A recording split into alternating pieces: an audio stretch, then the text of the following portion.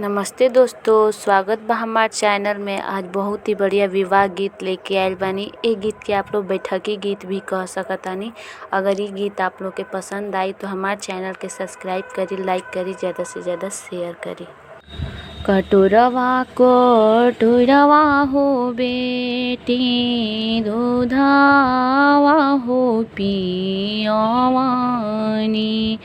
कटोरवा कटोरवा हो बेटी, दूधावा हो पियवानी। आरे बेटावा से कमना दुलारावा, तोहरा के हो दिहानी।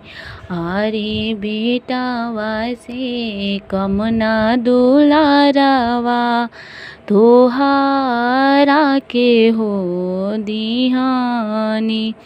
आरे छोड़ी चली दिहलू हो बेटी, सुंदर वर के घरावा।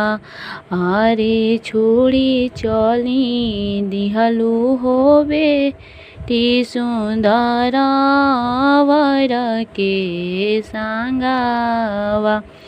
आरे आजू से भैलू हो बेटी, दोसरा के हो धनावा। आरे आजू से भैलू हो बेटी, दोसरा के हो धनावा। आरे आजू तू कैलू हो बेटी, पापा जी के हो सुनावा। आरे आजू तू कैलू हो बेटी, पापा जी के घर सुनावा।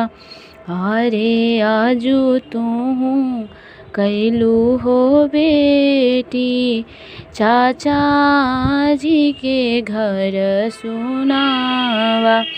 आरे आजू तू कैलू ए बेटी, भैया घरवा सुनावा। आरे रोवेली सुंदर हो बेटी, मुहे देली रुमालिया। आरे रोवेली सुंदर हो बेटी, मुहे देली रुमालिया। आरे आजू छूटल जइहे हो पापा नैहरा, सब हो लोगावा।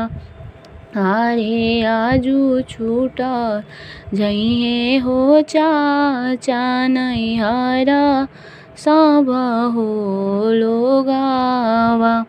आरे आजू छूटल जइहे हो भैया, सखी लोग के घरावा। आरे आजू छूटल जइहे हो भैया, नैहरा सब हो लोगावा।